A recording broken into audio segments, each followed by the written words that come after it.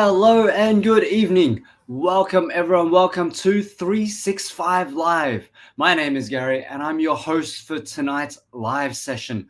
I'm looking forward to tonight. Very exciting stuff happening. And at 365 Live, this is the platform where we educate the public on cancer and encourage a cancer prevention lifestyle. So whenever you see this logo, this 365 Cancer Prevention Society live logo, you know that we are currently having a live broadcast. And for tonight, know your risks.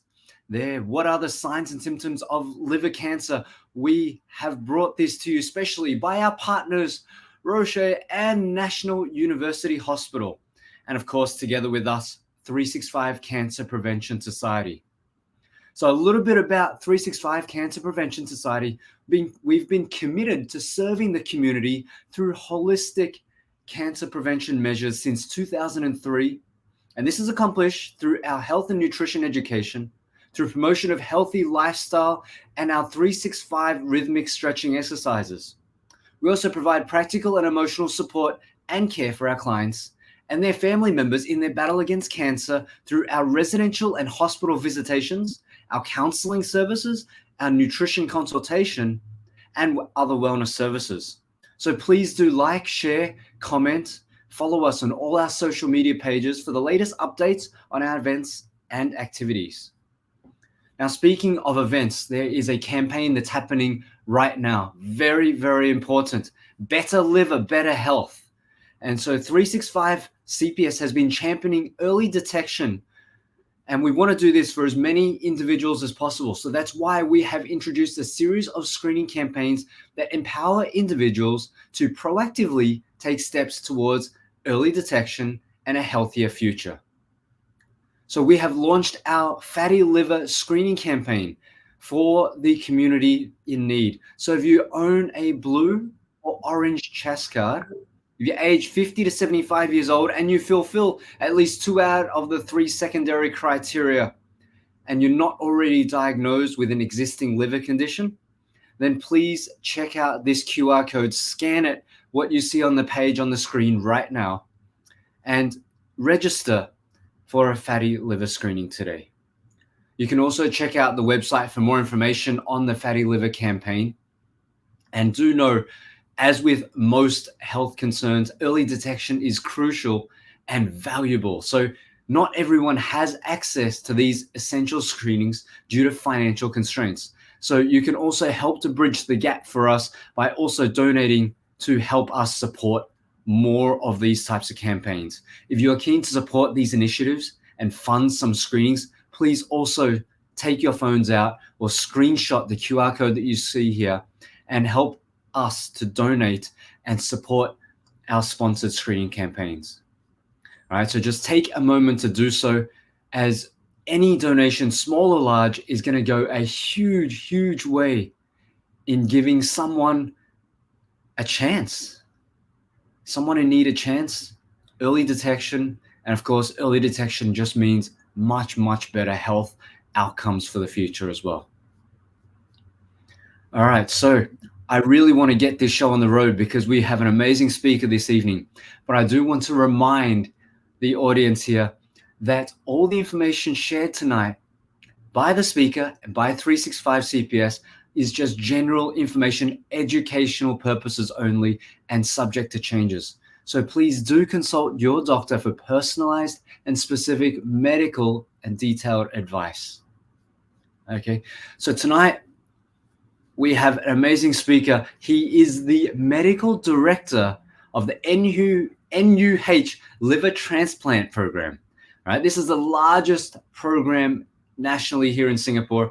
He's also a senior consultant, the Division of Gastroenterology and Hepatology, Department of Medicine at National University Hospital. He's also an assistant professor at the Department of Medicine at NUS as well. And he's going to be sharing on the topic of knowing your risks. What are the signs and symptoms of liver cancer? So please help me in welcoming our esteemed speaker this evening, Dr. Mark Mutia. Hello. Hello, good evening, Dr. Mark. Thank you so much for being here today. Hi. Yes, thanks for having me. It's really a privilege to be here and to Yeah. discuss a topic I'm very passionate about. Yeah. Well, about this topic and about liver cancer. I mean, it is very important here in Singapore. Can you just give us a brief little rundown why it is so important here in Singapore for us to know about this topic? I think a lot of the conditions that can lead to liver cancer are quite common in Singapore, in our region. And so it's very important for us to know not just who's at risk of getting it, but when we are at risk and when we need to start thinking about it. And I think one of the things about liver cancer is that, I may be a transplant physician, but ideally we don't want to end up transplanting people for liver cancer. We want to prevent it, and of course we want to treat it when it comes early. Yeah. And fatty liver, I mean, in Australia, like last year in 2023, I mean, I'm from Australia, so a little bit biased here, but in Australia, they were saying that this non-alcoholic, I mean, they've renamed it now, but this non-alcoholic fatty liver is huge, and it's like 1 in 3 people already. Like it's getting more and more. Are you seeing sort of similar things here in Singapore too? Yes, so in Singapore, in our region, in Southeast Asia, it may even be slightly higher than in Australia. So Wow. it may even be 4 in 10. But again, we're not so sure of the numbers because you really need to do a proper population level study. But the reality is we know it's very common, it's getting more common. And for now, it's getting to be the top reason why we're doing liver transplants, either liver failure or liver cancer from fatty liver. Wow. So, and but fatty livers is reversible, right? I mean, with through diet and exercise, and especially with obesity, it's very linked. Yes. So it is very reversible, and especially with the correct diet, the correct lifestyle, just as you mentioned. So I think these are simple things. And like we always tell our patients, these interventions are free and have no side effects and Yeah. potentially have other benefits. Oh yeah, I mean, if we can avoid cancer, that's a huge benefit just in and of itself. Besides anything else. Yes, So, yes. all right, well, I'm going to leave you to it. And for all the people listening and tuning in, if you have any questions, please feel free to type them in the comments. I will help you to get your questions answered this evening. We've got a great presentation this evening. So let me hand over to you, Dr. Mark. Take it away. Sure, sure. Thank you. Thank you so much, Gary. Yeah. Okay. And I think people can see my slides. So firstly, I'm Mark. I'm one of the transplant hepatologists at the National University Hospital in Singapore. And I'd like to thank 365 Live for inviting me to talk on this topic. So to know our risk, what are the signs and symptoms of liver cancer? So I think the background I'll cover is we'll firstly talk about the background of liver cancer in Singapore, followed by the signs and symptoms of liver cancer and common risk factors for liver cancer, and finally screening for liver diseases. So I think compared to the rest of the world, liver cancer is relatively common in Singapore. While we do not have the highest proportion of liver cancer in our population, we are certainly up there. So in Singapore, liver cancer is the fourth most common cancer to occur in males, and it's among the top 5 causes of cancer-related death in Singapore for both males and females, as you can see here. So this is, even though it may not be the most common cancer, it's near the top in the most common cancer-related death. And I think one of the key concepts that we talk about liver cancer is that liver cancer not commonly occurs in patients who are otherwise normal. In general, the majority of patients who develop liver cancer usually have an underlying liver problem. So commonly, these can be conditions like hepatitis B, hepatitis C, and fatty liver disease. Over a long time, these diseases cause inflammation in the liver, which then causes scarring, or hardening of the liver. And this fibrosis or this hardening of the liver progresses to liver cirrhosis. The majority of the patients who develop liver cancer have liver cirrhosis and or end-stage liver failure.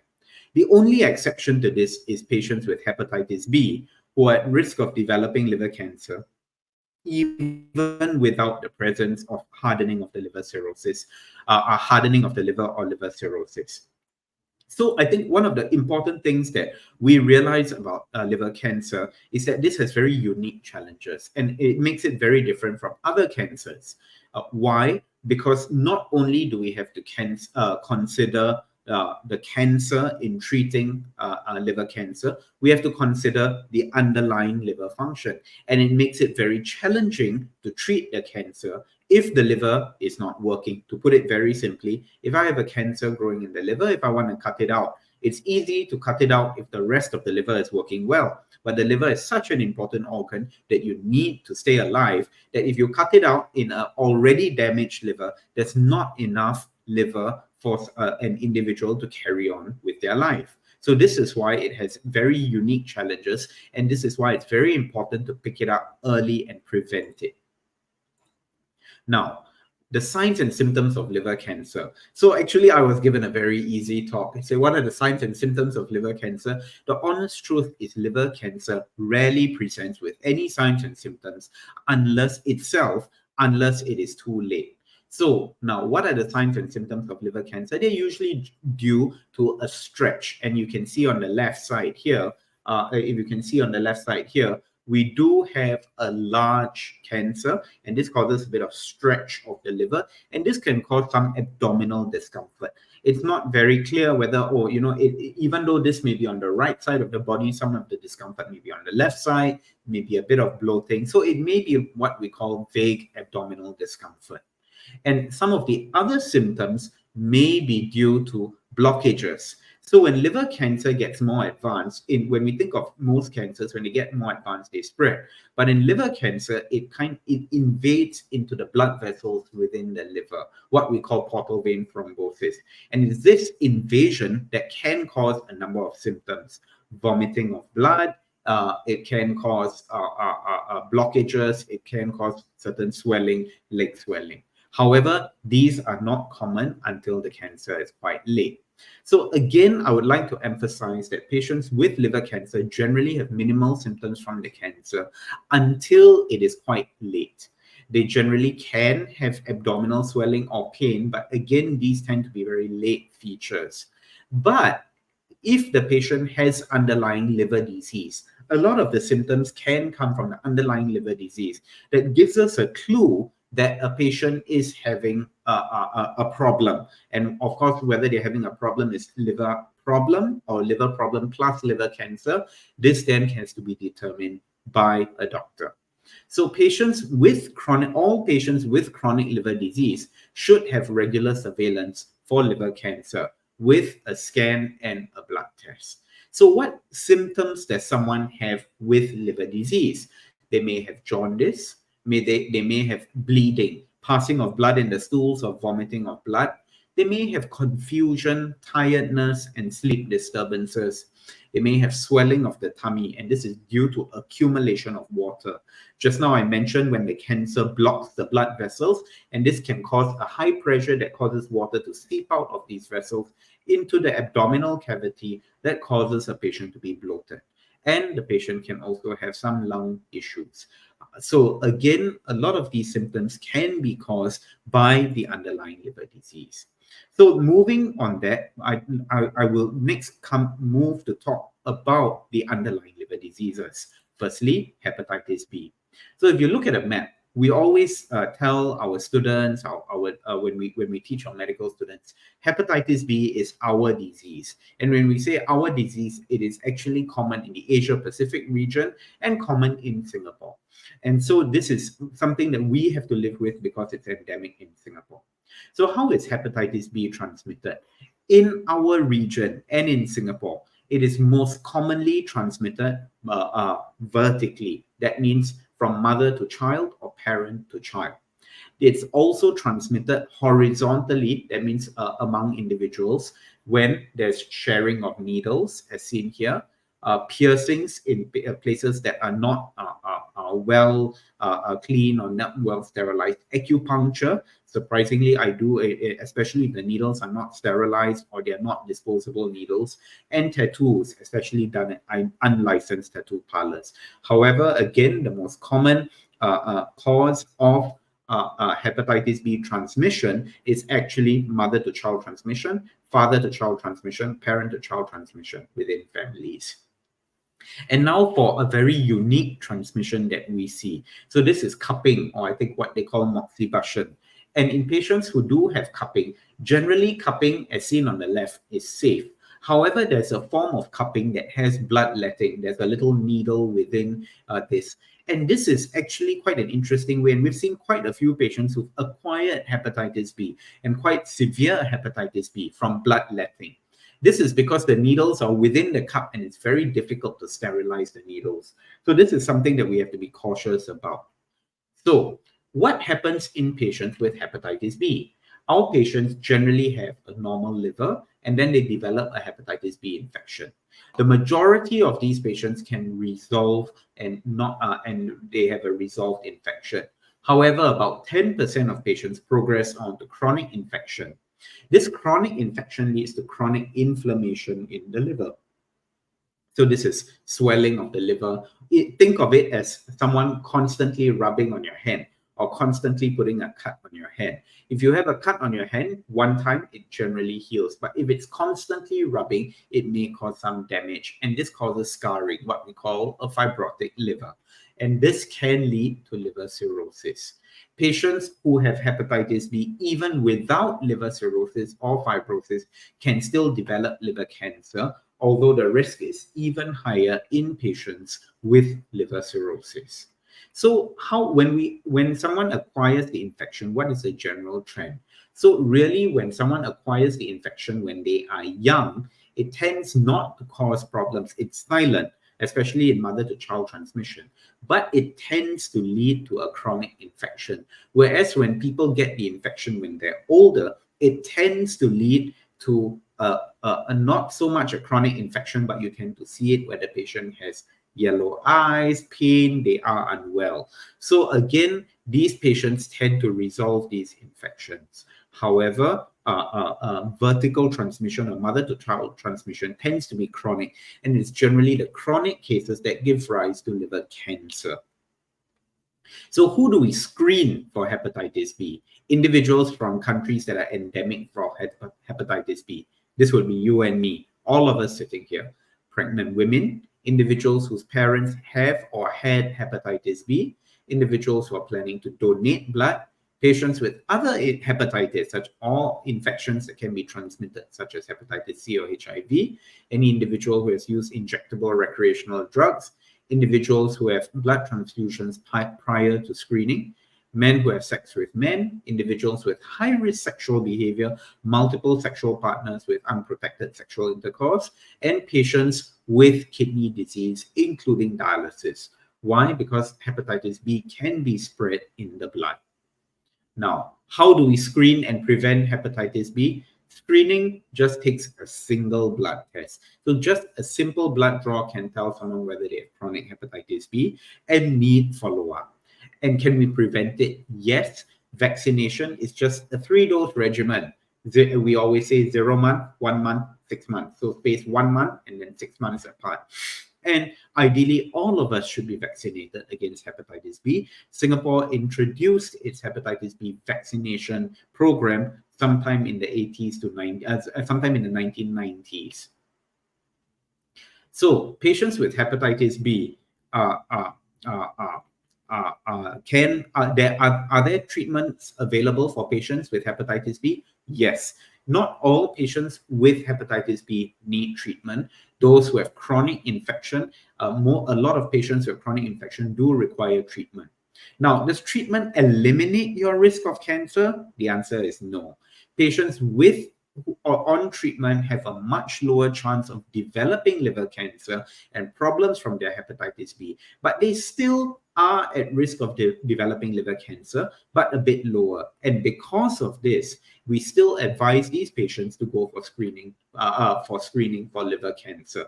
And how do we screen? We do a scan and a blood test for them every 6 months to a year. And we're looking for any growths in the liver that may be suspicious for liver cancer. Again, as mentioned, treatment does not eliminate but reduces the risk of liver cancer. So now, hepatitis C. Hepatitis C is not so common in Singapore, and it is about 0.1% of the population. So it's more common in the West and not so common in our Asia Pacific region, especially considering Singapore. However, we still do have individuals with it. Surprisingly, the bulk of my patients who have hepatitis C and are not IV drug abusers got it from acupuncture needles. So this is where I'll say to be careful to go to licensed places that use disposable needles as much as possible. Hepatitis C was discovered in 1978, affects 3% of the world, and our prevalence is quite low, but we still have it, and it can occur together with hepatitis B or HIV. Again, the transmission is very similar to hepatitis B through blood methods, but in general, because we don't have a lot of it, we don't have so much vertical transmission, but we have more horizontal transmission. Again, injection drug users, tattoos, sharing toothbrushes with or family members or patients who have hepatitis D, acupuncture, as well as piercings. Now, in hepatitis B, we said only 10% of patients went on to chronic infection. The majority of patients resolved. But this is not the same in hepatitis C, where a minority of patients resolve, and in fact, the majority go on to chronic infection. Now, with hepatitis C, patients generally have to develop hardening of the liver, fibrosis, and then cirrhosis before they develop liver cancer. This is unlike hepatitis B, where they can just develop a liver cancer even though they don't develop liver cirrhosis. So this is the progression of hepatitis C. Now, how do we screen and treat for hepatitis C? Well, screening, again, is just a simple blood test. It's commonly done together with the blood test for hepatitis B. Is there a vaccination? Unfortunately, there's no vaccination. However, there is treatment. When I was a junior doctor and even a more junior in my training, we treatment for hepatitis C used to be an injection, once a week injection. It was very difficult to take with a lot of side effects. But right now, it's very simple. It's a tablet. You take it once a day, minimal side effects and high rates of cure for hepatitis C. Yes, cure. So in hepatitis B, they have to take the medicine almost lifelong. And because the medicine controls the disease, but in hepatitis C, you take it for 3 months usually and you are cured. So now it is really very important to pick up hepatitis C because we can cure it. Now, the next cause of liver cancer or liver disease is actually alcohol. And alcohol can cause issues in the liver. So now the thing is that for patients who have alcohol-related damage to the liver or alcoholic liver cirrhosis, these patients can develop progressive risk of liver cancer over time. And for a patient who's had alcoholic liver cirrhosis for 10 years, their risk is close to 10%. Now, you may think 10% is a very low risk, but actually 10% is a 1 in 10 risk for us in the medical field. That is really a very high risk of developing liver cancer. So we really, it is something that over time can accumulate your risk for liver cancer. Now, the death rates for liver cancer associated with alcohol are generally quite high. And so you see these death rates can be even higher than 4 to 5%. 4 to 5 per 100,000 people. So really, I think, and the most important thing about alcohol causing liver cancer is that it is very easily treatable and reversible. Just don't drink. And then we can say that, oh, but it's very difficult. But yes, it takes discipline and it takes a lot of effort sometimes, but it's important to cut alcohol. So some people will always ask me, as a liver specialist, people always ask me, how much alcohol should I take? Isn't a little bit of alcohol healthy? You know, some people may have been told by their parents, you know, a little bit of red wine, a little bit. But actually, studies have shown that any alcohol is harmful. Even a little bit of alcohol is harmful.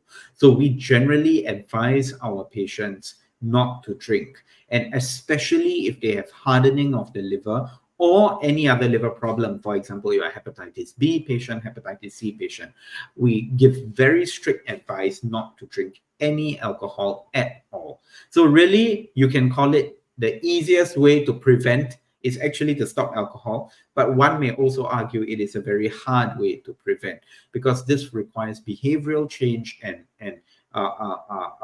really thinking about it and putting in effort to stop drinking alcohol.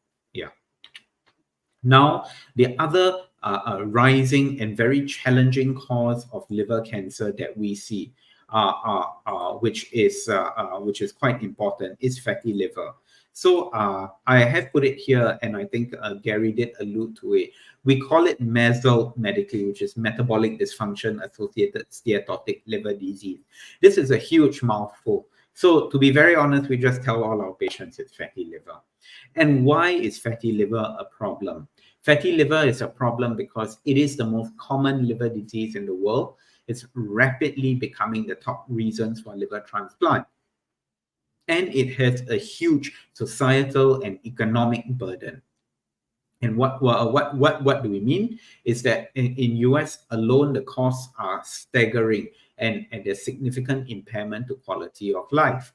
And you can see here, looking at Asia, in Southeast Asia, our region has the highest proportion of fatty liver disease in Asia and possibly even in the world. And this, of course, may be due to our lifestyle factors, our diet, but there are also some genetics that play a component.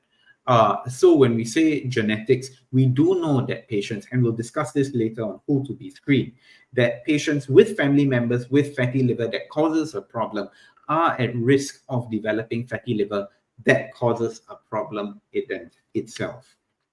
So now, how about liver cancer due to fatty liver? If you look at this world map that we have put out, and if you can take a look at it, you can see that in our area, in Southeast Asia, the proportion of liver cancer due to fatty liver is the highest at more than 20%. So this is really a problem for us, and this is a rising problem because our societies are modernizing, people are working more in sedentary jobs and eating more and easily accessible processed foods, lack of complex carbohydrates. And what we see is that patients are then developing fatty liver.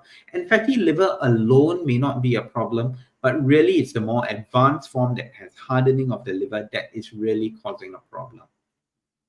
So you may see this, that MOH, I took this from 2016. And some of you may have heard of Healthier SG and a number of government initiatives. But really, all these issues are linked. Metabolic disease, heart problems, diabetes, fatty liver, they all cause problems. And again, it's not an additional problem, it's a multiplication issue. So really, these things can cause problems for us. So what happens in patients with fatty liver disease? So you have a normal liver, and over time, because of excess energy to the liver, you get fat in the liver. Now, fat in the liver of itself, it may not cause any problem. However, a patient who does have fat in the liver may have other problems like diabetes, heart problems, and a number of these issues. But sometimes patients, and a good number of these patients, about 20% or 1/5 of these patients, then develop inflammation in this liver because of the fat. The fat causes inflammation, which then leads to hardening and then liver cirrhosis and liver cancer. So what are the challenges in fatty liver disease? So in Hep B, we had a vaccination. In Hep C, we had cure. In fatty liver, there's currently no vaccination available for fatty liver disease. The other thing is that we generally say there are no available treatments. In Singapore, there are no available treatments.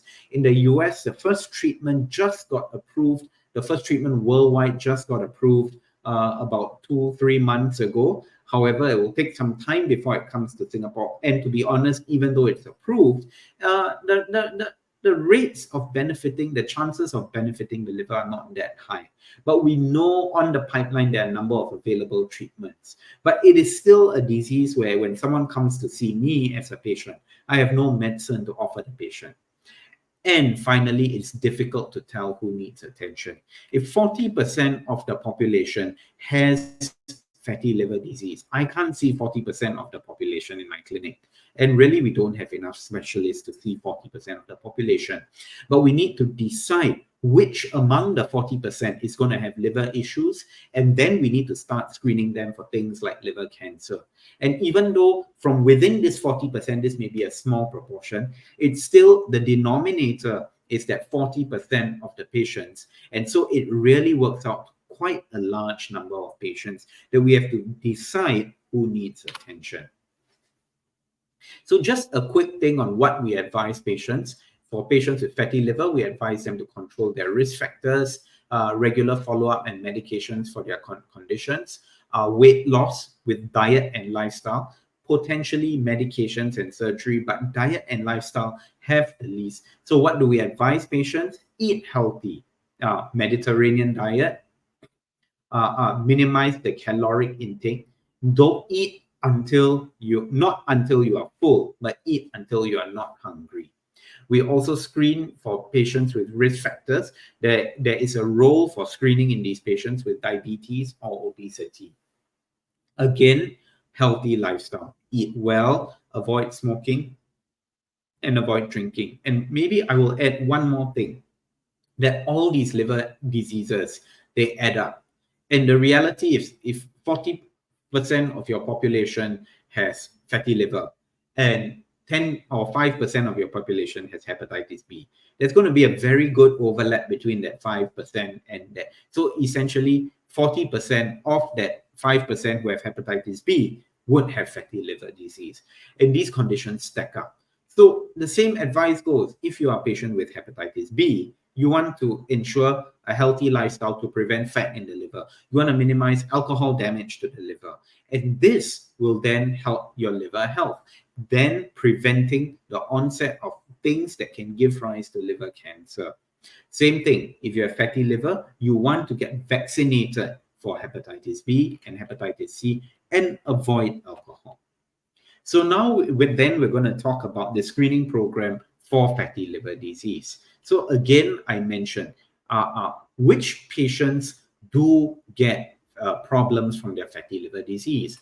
And if you can look at some of the graphs I've put here, and if I take it through for you, you can see on the left side that the curve starts increasing at stage 2 hardening of the liver. So this is really what we're looking for. If someone has stage 1 or stage 0, even if they have fat in the liver, we generally tell them, yes, healthy diet, healthy lifestyle. You probably have risk for diabetes, high blood pressure, high cholesterol, obesity, cardiovascular disease, meaning heart problems, but you may not have that much risk for your liver. So really see your general practitioner, maintain a good, healthy lifestyle. And I would say sign up for Healthier SG. There's a lot of initiatives that the government is supporting to try and combat these issues. However, once someone reaches stage 2 hardening, and then there is an increased risk of liver issues. And what do we mean by liver issues? What are we worried about? We're worried about patients developing liver cancer, liver failure, or needing a liver transplant. These are the 3 key things that we are worried about, and especially liver cancer, because these are things that can insidiously happen. So patients who have these, who are at this stage of hardening of the liver are at increased risk of developing these issues. So again, when we talk about the progression of disease, we start off with a normal liver, and then the fat in the liver. This then progresses on to inflammation in the liver that can give rise to hardening. And once there's hardening, it can give rise to liver cancer or liver cirrhosis. And of course, your risk of liver cirrhosis goes up exponentially once you develop liver cirrhosis. Oops. So yeah, so this is where we are.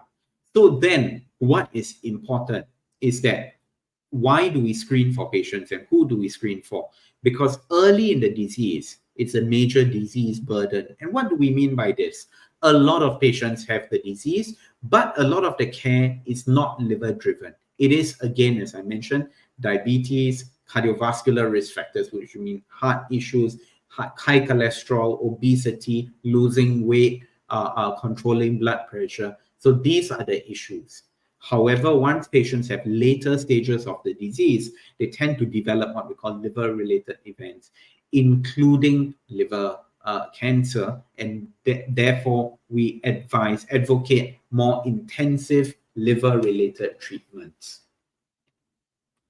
And the role of us as liver specialists comes in later in the disease, especially progressively more, and especially important once the patient develops liver cancer or liver cirrhosis.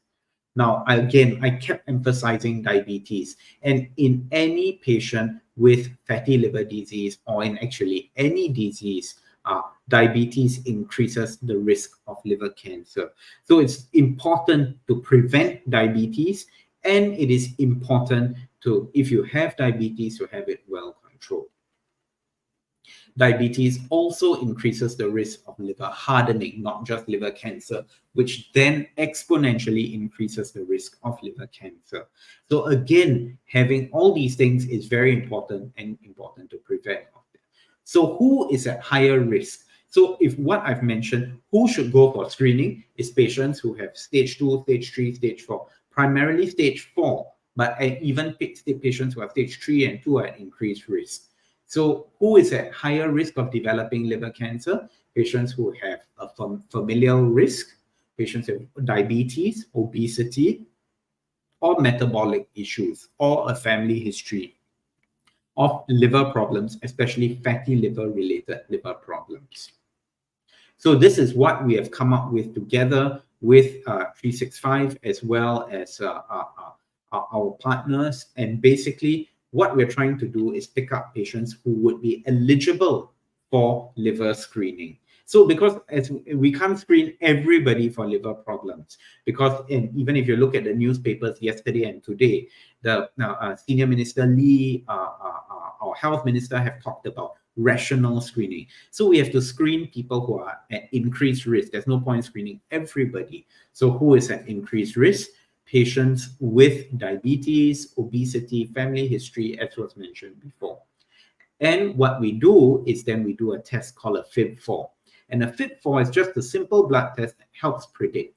And it's almost like what we call a first-line test. And if you have an elevated FIB4, then we go on to doing to measure the liver stiffness using a measure of liver stiffness. It's a non-invasive probe. They just put it over the tummy and it sends out ultrasound waves and it tells us how stiff the liver is. And if the stiffness is more than 8 kilopascals, we generally advise them to see a specialist versus going back to their primary care physician or GP and getting good care to prevent other problems associated with the disease. So I've come to the end of my talk, but I think my summary is that liver cancer most commonly occurs in the context of underlying liver diseases. Hepatitis B can be prevented with vaccinations, can be screened for and controlled. Hepatitis C can be screened for and controlled. Fatty liver is very common and is likely to be the top cause of liver cancer in Singapore in the near future. And specific measures can be undertaken to prevent liver cancer. Liver cancer is a silent disease and patients at risk should go for regular screening. With that, that's all I have, and I'm happy to take any questions. Thank you.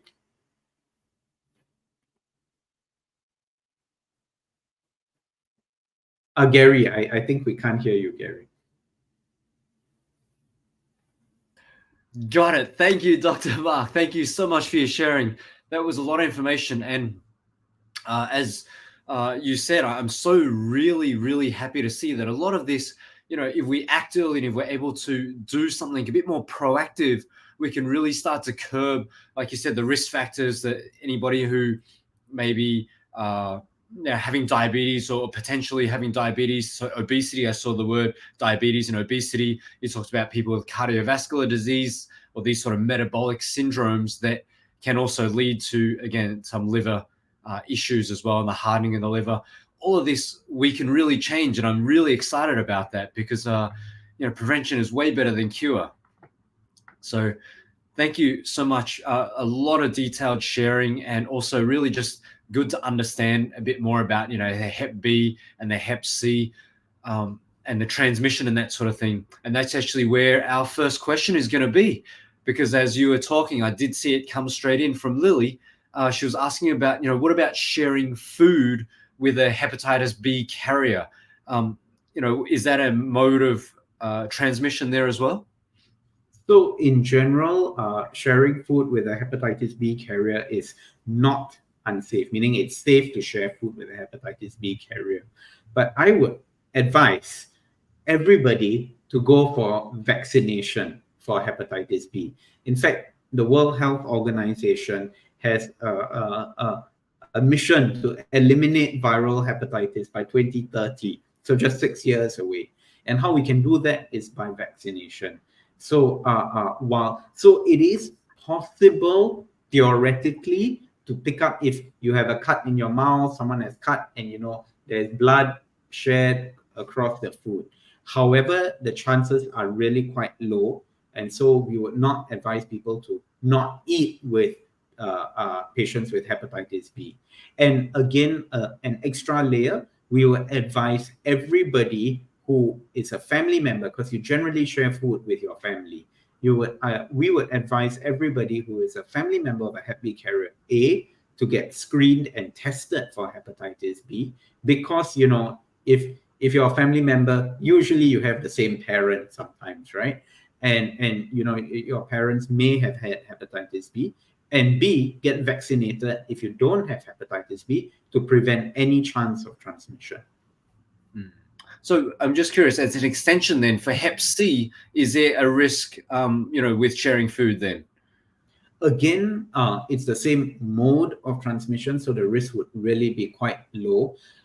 In general, in our population, the patients who do have hepatitis C tend to be either injection drug abusers, or some of our patients, they go to unlicensed tattoo parlors, especially, people go overseas. For Singapore, our government is quite good at regulations and controlling the sterility and the hygiene. But some of our patients go overseas and they get tattoos. That's where we suspect they get it from. And one of the other things that I find unique to our population is acupuncture. And again, most acupuncture places in Singapore are relatively well controlled and use disposable needles. But I think, again, if you go overseas and travel, just be careful. Yeah. The only acupuncture I know is they're always disposable. So I didn't realize that there was another option. But very good to know, especially with the bloodletting and the cupping as well that you shared earlier too. Yeah, so, surprisingly, I have a few patients, more than one patient who got hepatitis B from that. Wow, that's really scary. I was introduced to this bloodletting thing back when I first moved to Singapore, and I was like, are you sure? Sounds a little bit not something I've tried yet. And now I don't think, not to say that it's all bad, but I don't want to have the risk, or at least that, in the back of my head, I'm lying there freaking out the entire time. It's not my thing. So speaking about sort of carriers, if you're a Hep B carrier, does that mean you're considered having a chronic Hep B infection? You mentioned about sort of chronic disease as opposed to healing, right? Is a carrier considered that? Yes, so we generally consider carriers chronic Hep B. In fact, personally, I try not to use the term carrier because it implies a very you don't need to see a doctor, or I'm just a carrier kind of thing. But the reality is you're at increased risk of developing liver cancer, you're at increased risk of issues, and you need to be assessed to see, do you need a screening for liver cancer? Do you potentially even need treatment for your hepatitis B? And so those screenings that you're referring to on those checkups, they're just annually? You mentioned about annual checkups earlier. So usually they're 6 monthly. and sometimes can be annually. In fact, there are lots of protocols and policies now in our polyclinics. So, if you are a patient with hepatitis B, you walk into the polyclinic, you just tell the doctor there, I have hepatitis B, it almost immediately follows an automatic workflow. You get this test depending on your how your hepatitis B it is, when you have an ultrasound, when you have a blood test, when you see the doctor, it's all quite automatic now. Yeah. So there is a quick question just on again this Hep B and cirrhosis. Somebody was asking about different types of medication. I don't think that this is possibly the right platform. Do you see that message there from Cheryl? Yes. About two different types. There's a question. Yeah. I would say that this needs to be discussed with your doctor, because different medicines are appropriate for different patients. And so, there are certain reasons why we would give Vemlidy versus giving entecavir. So I think this is a more personalized question that should be discussed with your doctor based on your medical comorbidities, your previous history of hepatitis B, what you've been treated with. Quite a lot of issues. So it's not a simple yes, no.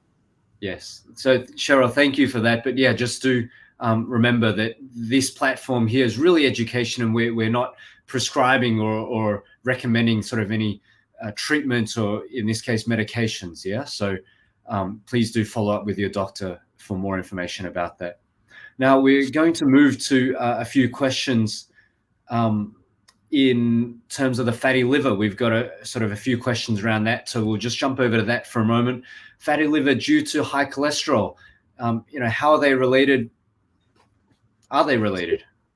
Yeah. So the question says, is fatty liver due to high cholesterol? The answer is no.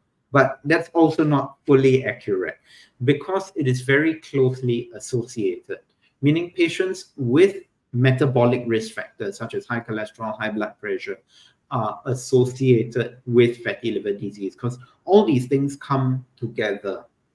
And just because, in fact, the way I would like to think of it is that instead of looking at it as individual diseases, we look at it as one common kind of metabolic risk factor, because really a lot of your prevention, your healthy diet, your healthy lifestyle is really targeting a lot of these diseases, diabetes, kidney dysfunction, liver problems, heart problems.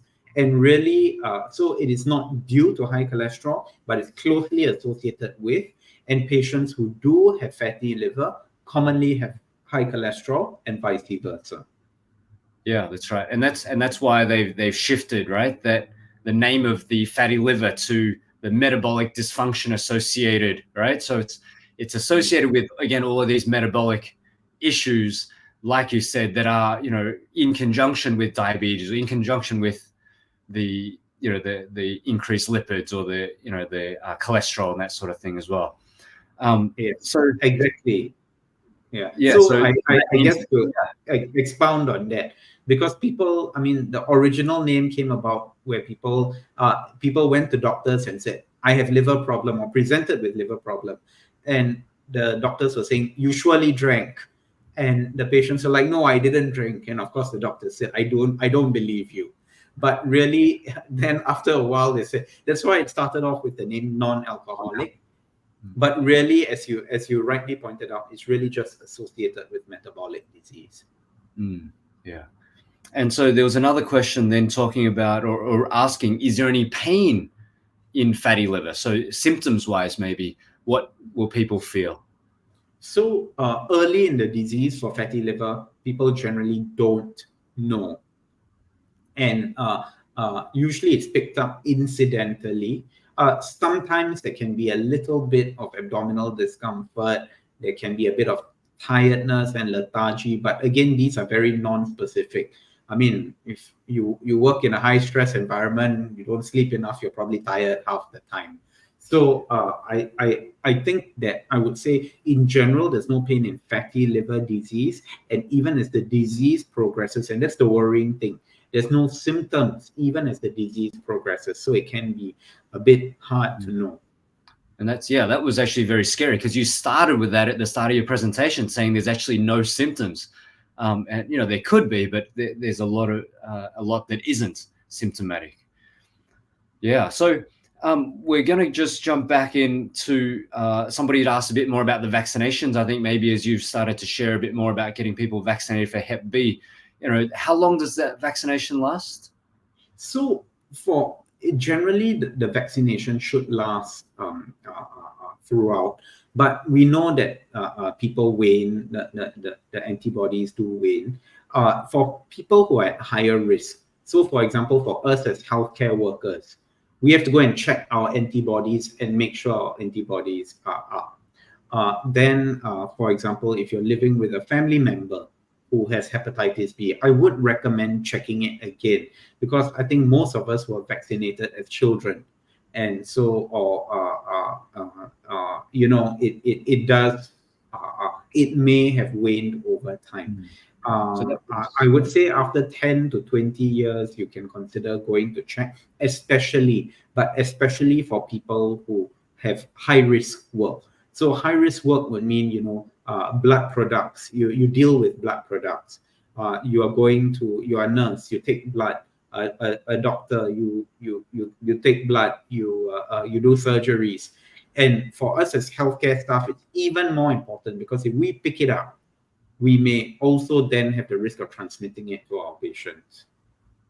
Yeah, and so that sort of leads to exactly the next question. So if you can just re-clarify, for the people who maybe were vaccinated, maybe when they were in their younger days, should they go for a booster, or is that what you'd recommend about, checking the antibodies first and getting, seeing what the levels are, and maybe we would recommend checking the antibodies. So the WHO actually does not recommend a repeat check unless you are at increased risk, and increased risk would be family member, healthcare worker, high risk kind of situations. Okay, and so again, continuing on with the Hep B, if a Hep B patient wants to get pregnant, and then they were on a Hep B treatment, and the HBV DNA was not detected in a blood test, so they're sort of trying to ask, will the baby get infected with Hep B as well? Yeah, so I think this brings up a very important point, because we did discuss that Hep B is generally transmitted from mother to child, parent to child. And so actually now we have policies and protocols in place. And so in general, if the Hep B DNA was not detected, then there's a low risk of transmission. But if the DNA is detectable and it's above a certain threshold, and we do have our thresholds, then there is a risk of transmission, and we do employ certain strategies. So we have different strategies for a non-Hep B patient, a Hep B with no detectable DNA, and a Hep B with high detectable DNA. We have different strategies, and what we want to do is to minimize the risk of the baby being infected. Because once, I think my slide I mentioned, there's a higher chance of the baby being infected chronically, and once someone has chronic hepatitis B, you're at elevated risk of liver cancer, liver-related issues. So it is important to, if you can prevent all of that, if you can prevent a 6-monthly visit to the polyclinic with certain strategies around the time of birth, then we should do that. That sounds very good, and especially because it's the kid. It's going to be lifelong, especially because of the data, right? It says very chronic, especially for the infants that are infected.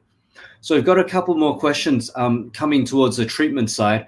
I'm not exactly sure what Eddie's asking about. What is your view on the Y90 treatment for part of the liver? I don't know if you want to just weigh in a little bit there or not. Yeah, so Y90 is essentially treatment for liver cancer.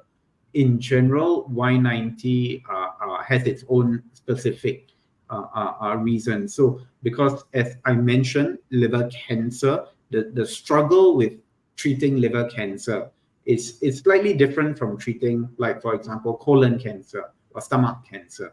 Because in colon cancer, you take out a part of the colon.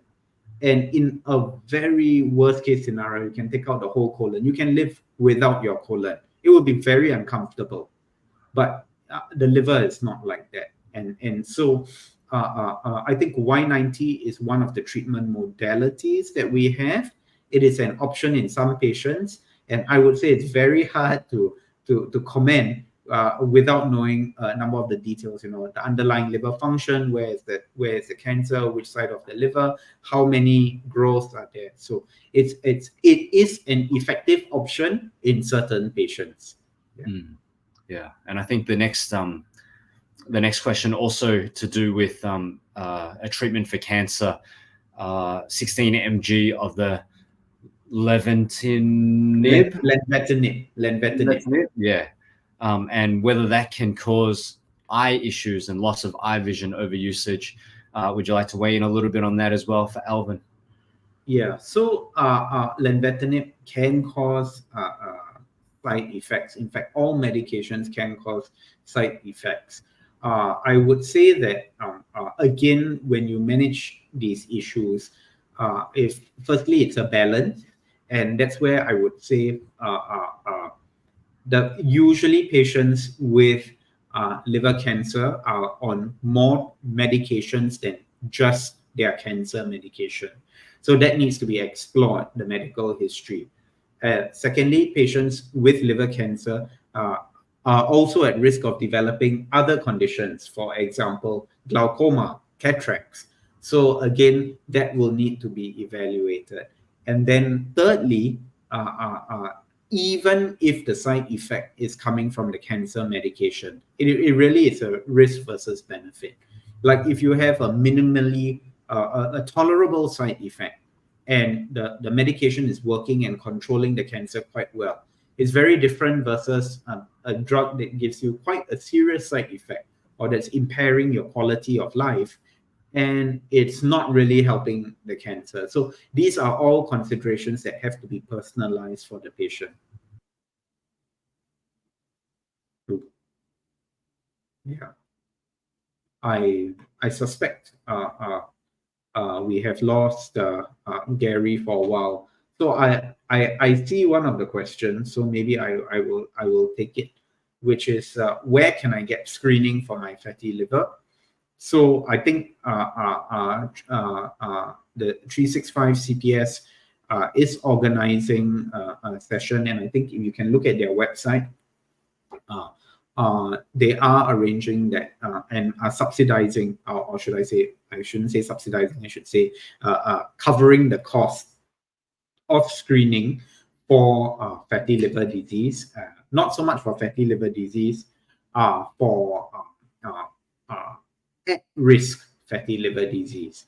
So basically, any patient with the risk factors, and maybe I will show the slide before, as can be seen. Oh, yeah. Sorry. Yeah, Gary, I just took the question, where can we get free screening for my fatty liver? So I just took this opportunity to emphasize the program that's being run. Yes, awesome. Thank you so much. And you can also check out the comments as well, Maria, because there is a link on the Facebook Live on the comments. So you can actually click on that, go to the web page and find out more information as well. There's one question that's actually just come through now with supplements. Are there any supplements that we could take to maybe protect our liver? I mean, milk thistle seems to be the one that always comes on my radar when it comes to the liver. Does it work? So there are no studies that demonstrate benefit. When I say benefit, I mean like things like mortality benefit, improved outcomes. So, and I think one of the risks of supplements is that we don't know where these supplements come from. We don't know what the additives are. Supplements go under a different regulation process as when compared to, for example, your drugs, which go through HSA. And most of your drugs are probably even approved by FDA and EMA in US and Europe. So strict safety testing. So what I would say then is that my advice is I generally try to tell patients to avoid supplements unless it's usually, you really know what, because you see, there's very little benefit and there's very little objective benefit, and it has been investigated thoroughly. and there is potential harm. So I would say try and avoid supplements as much as possible. If you want to do anything for your liver, what would I say? Again, instead of spending money on supplements, I would advise you to spend money on good food, eat and live healthy. One other thing, and the advice we always give for the liver, very good studies that allude to this. Number one, the Mediterranean diet, which helps not only the liver but the heart as well. Number two, coffee, not your espresso, but coffee, drip coffee has been shown to help the liver and possibly the heart as well. So these are the things I would advise. Coffee, drip coffee, and generally kopi o kosong, not the one with 50% condensed milk and 20% coffee. And so preferably kopi o kosong, no sugar, coffee, as well as a Mediterranean diet or a healthy diet within your acceptable dietary comfort level. Yeah, definitely. Very sound advice. Okay, Dr. Mark, thank you for taking all these questions and thank you for sharing your expertise this evening. It's been definitely enlightening. And I think that all the viewers have gotten a lot out of tonight's session. So what I'm going to do is I'm going to ask you to take your leave. But thank you once more for being here. It has been absolutely amazing. Thank you. Thanks for having me. And again, thanks to 365 CPS. Yeah, thank you. No worries. Alrighty, so before we close tonight's session, I'd love to get some quick feedback from you guys. So please don't go yet. Please have a look at this QR code or check the link that will be in the comment section. We'd like to know what you got out of tonight's session. And we, of course, want to thank you for being here as well. But we also want to know anything else that we can do maybe differently or do more, maybe what topics you'd like to know about, so we can run more of these events to better suit your needs. So right now, please take a note of the link and we would really appreciate your help. If you could take a moment to complete the feedback form for tonight. So as you're doing that, and I'd love you to do it right now, I'm just going to quickly whisper in your ear just to remind you guys one more time about our upcoming screening for the Better Liver, Better Health campaign that we are running. So 365 Live, 365 CPS, have been championing early detection. And that's why we've introduced this series of screening campaigns that empower individuals to proactively take steps towards early detection and a healthier future. So this time we have launched our fatty liver screening campaign. So for those people in need, if you own a blue or orange CHAS card, if you're age 50 to 75 years old, and you also need to fulfill at least 2 out of the 3 secondary criteria. And if you're not already diagnosed with an existing liver condition, you may be able to apply and register for a fatty liver screening today. So check out the website. The links are there. This QR code is on the screen as well. Early detection is crucial. Not everybody has access to it. So also, if you are able and willing to help us to bridge the gap by donating and supporting our liver screening campaign and any of our campaigns for that matter, please do help to help us fund these screenings too. You can scan the QR codes. Any support, small or large, is really going to go a long way in helping a family member, a brother, sister, mother, caregiver, someone around us to get early detection. And of course, that's going to go a long, long way in helping them to have a much brighter, healthier future. So please do donate generously as well. All right. And finally, thank you once more for being here tonight. Thank you.